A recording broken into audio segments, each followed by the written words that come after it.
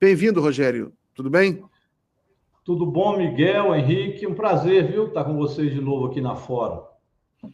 Rogério, a pergunta inevitável é essa, né? O Donald Trump impôs uma tarifa de 50% contra o Brasil, uma agressão comercial impressionante, é a maior tarifa que ele impôs a outros países até o momento, e dessa vez nem o argumento de déficit comercial ele pode usar, porque o Brasil tem déficit com os Estados Unidos, né? A nossa relação é bem equilibrada nos últimos anos, 0-0, até em geral déficit, né? Ou seja, mas como é que está sendo a reação no Congresso? Como é que você viu essa medida aí?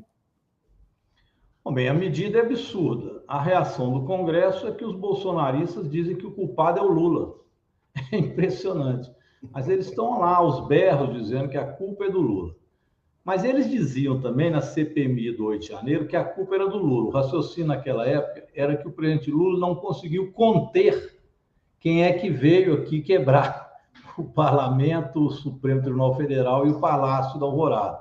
Então, que a culpa lá do 8 de janeiro era do Lula. Agora é mais ou menos isso que eles estão dizendo também, que a política do Lula, etc., que leva o Trump a ter essa atitude. Ou seja, estão respaldando, no final das contas, a atitude do Trump. E nós já estamos chamando eles da bancada do Trump. Agora nós temos a bancada do Brasil e a bancada do Trump. A bancada do Trump é a bancada bolsonarista reforçada pelo Novo, viu? Hoje o Van Hatten também estava lá bem bravo, xingando o Lula. Eu falei, poxa, mas logo você que é do Partido Novo, que não deixa taxar um centavo os empresários, está aí e não fala nada contra a taxação que o Trump faz ao Brasil, que vai, inclusive, respingar em todo o empresariado brasileiro. É óbvio, eles estão taxados também. Isso vai taxar exatamente o setor do grande empresariado brasileiro ou do empresariado de exportação, principalmente. E nem isso o Partido Novo conseguiu enxergar. Tal é a cegueira de proteção ao bolsonarismo. Eu acho que, além de absurdo, do ponto de vista político, é inócuo, né? Eu vi o Henrique fazer análise e concordo, isso só vai agravar a situação do Bolsonaro, porque é o filho dele que está lá, isso eles falaram para todo canto, e o próprio Jair Bolsonaro, que está articulando uma reação do governo dos Estados Unidos contra o Brasil. Então, isso vai colocar para o Supremo mais uma tonalidade para a punição do Jair Bolsonaro, pode aumentar a pena e pode não livrá-lo mais, como eles estavam trabalhando nos bastidores, para ter apenas uma prisão domiciliar. Eu acho que com isso, essa prisão domiciliar acabou. Então, o Bolsonaro será preso e essa reação do Trump vai ajudar ainda mais. Em relação à questão da economia, é claro que o Brasil vai ver como reagir a isso.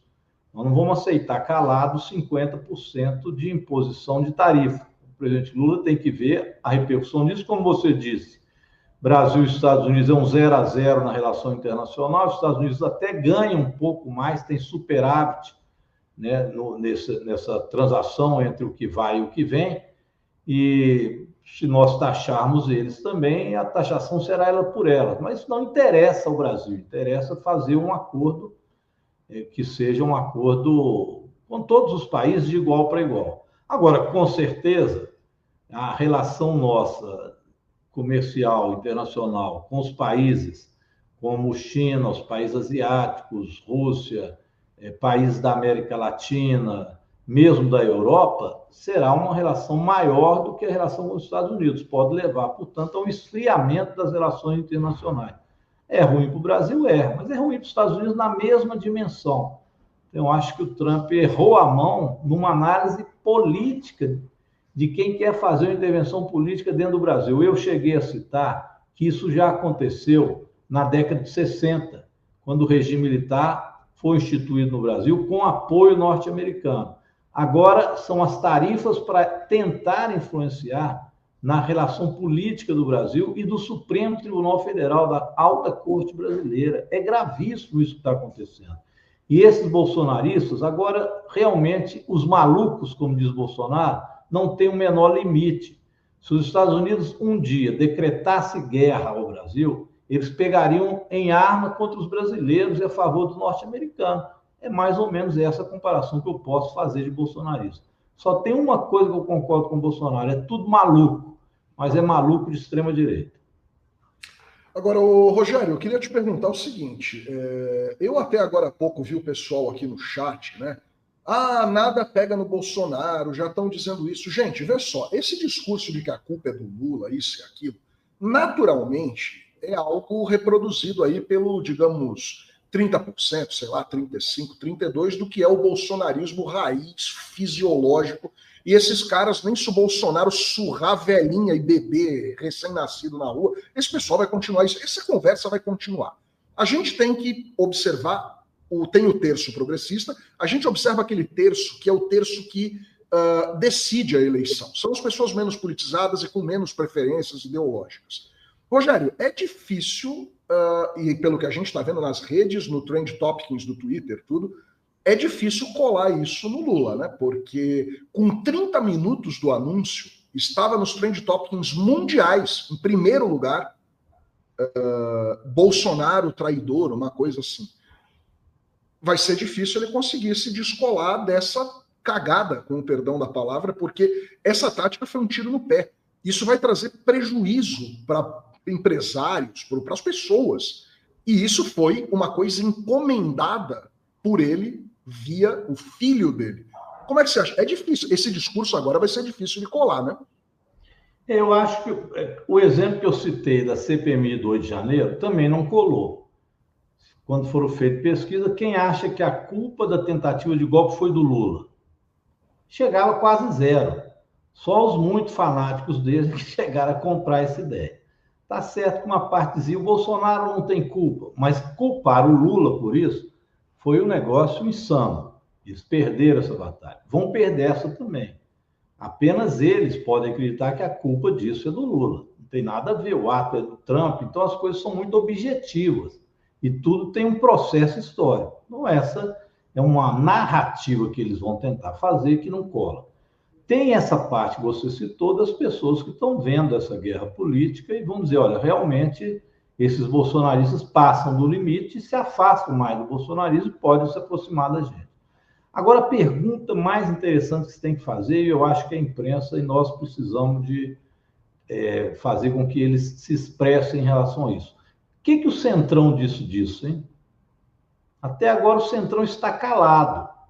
Eu não vi o Hugo Mota falar disso, não vi Arthur Lira, não vi Davi Alcolumbre, e aqui ninguém deles usou a palavra também para atacar o Trump e dizer que o Brasil foi perseguido pelo Trump.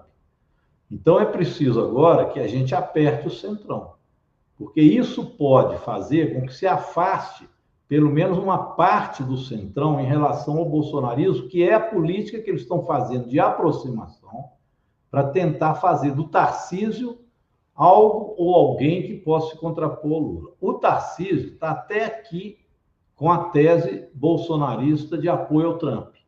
Como que o Centrão fica nisso? Então, essa eu acho que nós temos que forçá-los a dizer.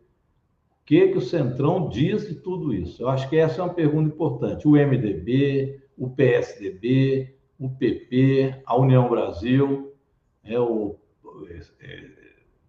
e os demais partidos, né, do republicanos, o que esses partidos acham disso? Qual o posicionamento que eles têm? Isso eu acho fundamental da gente começar a pressionar. Até porque, se forem ficar com o Trump, que o povo brasileiro sabe que não é só a extrema-direita e o Centrão. Ou então que o Centrão se afaste, pelo menos nesse tema do bolsonarismo, o que vai afastá-lo de uma possível aliança em 2026. Essa é uma boa pergunta. Rogério, deixa eu trazer aqui uns gráficos que eu separei agora, para o pessoal ver e entender a participação dos Estados Unidos nas exportações e nas importações. Coloca aí, Gui. Isso aí é o café só. Isso é porque um dos principais produtos exportados para os Estados Unidos é o café. Os Estados Unidos ele compra 16% do café brasileiro, Rogério. O resultado vai ser que o Brasil vai parar de exportar café, vai baixar o preço do café no Brasil. Né? Eu trabalhei muitos anos com café, oferta e demanda, vai aumentar a oferta dentro do Brasil, mas não vai fazer diferença, assim, não vai acabar com o café brasileiro, porque tem outros países que compram café e o consumo de café no Brasil vai aumentar. Aí isso é café, o pessoal entender, né? Mas os produtores vão sofrer porque vai cair o preço do café, mas está tão alto já o preço do café que eles também não vão sofrer tanto. Mas coloca aí agora o geral, Gui, os outros gráficos, para eu mostrar aqui para o Rogério. Isso aqui, Rogério, é a exportação. Isso é geral. Todos os produtos exportados do Brasil no primeiro semestre, janeiro a junho. Né? Os Estados Unidos responde por 12%. 12% das exportações. Né? É muita coisa, mas também dá para a gente sobreviver. Né? A China é 29%. Né? Coloca aí agora, o que é interessante comparar é o seguinte, eu quero te mostrar, Rogério. Ó, grava esse número aí, 12%, que é a participação do Brasil nos Estados Unidos. Agora é importação. Tudo que o Brasil importa dos Estados Unidos. Ó, os Estados Unidos, ele tem 16%, ele perde muito mais do que ganha com essa brincadeira aí. Eles estão perdendo, porque vai ter reciprocidade, né? Inclusive, quero te perguntar isso, o Congresso aprovou uma lei aí para reciprocidade. Como é que não aprovou um negócio assim? Pode falar aí. Aprovou no Congresso já, que foi exatamente quando o Trump falou em fazer as retaliações, foi apoiado no Congresso naquela ocasião por unanimidade, com poucos votos contrários, que é a lei da reciprocidade. Então, o Lula já está autorizado a fazer a mesma coisa em relação ao que os Estados Unidos está fazendo aqui. Isso já está autorizado. Agora, Miguel, esses 16% que nós trazemos dos Estados Unidos, quais são os principais produtos? Você tem isso aí também? Acho que será bom a gente analisar. Ah, tem. Te mostro aqui. É facinho de ver aqui, ó. Dá só um segundo aí. Isso aqui tem no Comexstat. Países, Estados Unidos. Aqui, ó. Já pronto. Já está aqui. É só o tempo de eu fotografar aqui e mandar para o Gui. Para saber se nós vamos ter desabastecimento no Brasil ou não. Creio que não, porque vários outros países podem muito bem também nos atender no sentido da gente trazer desses países e fazer uma troca maior de exportação e importação. Deixa eu só ver aqui. Produto exportado. Não está aqui, está só a corrente e o saldo. Não estou conseguindo ver tão fácil aqui. Eu já trago aqui, peraí. Depois a gente observa isso, porque isso também vai, assim como o nosso principal é o café, e eu concordo com sua análise. O café pode até baixar de preço aqui, mas também nós vamos aumentar a exportação do café para o Brasil para outros países. O café está com uma crise mundial de produção, principalmente a partir da crise que existiu no Vietnã. Então, nós não vamos ter falta de exportação, ou quem queira levar café brasileiro. E se baratear o preço aqui os produtores ganharem menos dinheiro, que culpem também, acho que é bom o presidente Lula chamar o pessoal do agronegócio para mostrar o que os Estados Unidos querem fazer com o agronegócio brasileiro. Muitos deles são tão bolsonaristas, compreender agora o que significa um governo submetido ao Trump, como é o governo, ou foi o governo bolsonarista, e são as forças bolsonaristas. Eu achei agora, aqui, coloca aí na tela, os produtos que os Estados Unidos vendem para o Brasil, né? A importações, origem dos Estados Unidos no primeiro semestre, não sei se você consegue enxergar aí. Rogério, desculpa te interromper. Motores e máquinas não elétricos e suas partes. Né? O Brasil compra um pouco de aeronaves. Agora, tudo isso aí, Rogério, eu acho que o Brasil pode comprar da China. Pode. Eu tenho essa impressão, que os Estados Unidos, a essa altura do campeonato, não tem nada que eles produzem a essa altura que a gente não pode comprar da China, até mais barato, possivelmente. Né? A gente compra um pouco aqui de óleo bruto de petróleo, porque isso aí pode comprar de outro lugar, carvão, pode comprar de outro lugar, e compra, esse 10% aqui é diesel, a gente compra diesel nos Estados Unidos, que a gente pode comprar de outro lugar, pode aumentar a produção brasileira e pode comprar mais da Rússia e da Índia de outros países. Né?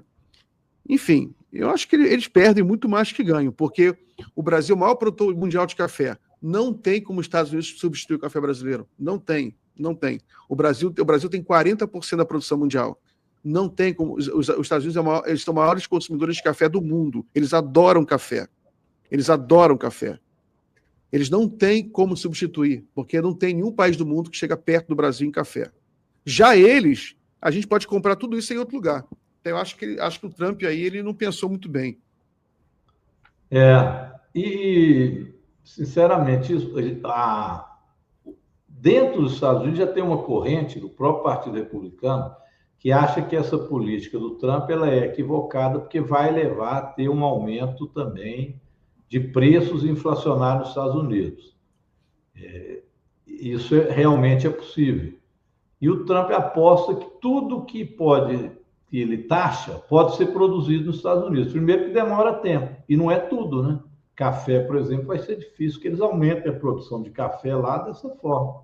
Eles não têm produção de café lá. Eles não têm produção de café. Então, tem como é que vão passar a produzir isso rapidamente? Não existe. Não tem, eles não têm clima. O café não é assim fácil, não. O café demora 4 anos para ter a primeira safra. Começa por aí. Tem que saber produzir. Mesmo que eles tivessem clima e não tem clima, tem que saber produzir. Não é fácil assim, não. Se fosse fácil, né, todo mundo produzir café. É difícil produzir café. A bem da verdade, eu acho que eles devem tentar agora pesar a mão para aumentar o que eles compram da Indonésia, da Etiópia, da Colômbia, porque só esses países, em alguma medida, vão poder suprir, eventualmente, a produção brasileira. Né? Mas eles não têm. O pessoal que falou Colômbia, a Colômbia produz 4 vezes menos que o Brasil. E é outro tipo de café também. Não é assim, não. Cada país tem um tipo de café. Então, você tem um café brasileiro que é especial, é um tipo, é mais forte, é um especial lá para o consumidor americano. Vamos liberar o Rogério. Rogério, muito obrigado aí pela conversa aí com a gente. Você deve estar cansado, aí volta. Deve ter sido mais um dia duro no Congresso Nacional. Então, um forte abraço aí, meu amigo. Hoje nós tivemos Galípolo aqui, foi lá na minha comissão, lá na Finanças e Tributação. Falou lá, tentou explicar a política de juros. Outro dia a gente conversa sobre isso, tá bom? Maravilha. Abraço. Um abraço para vocês. Sempre na luta aí.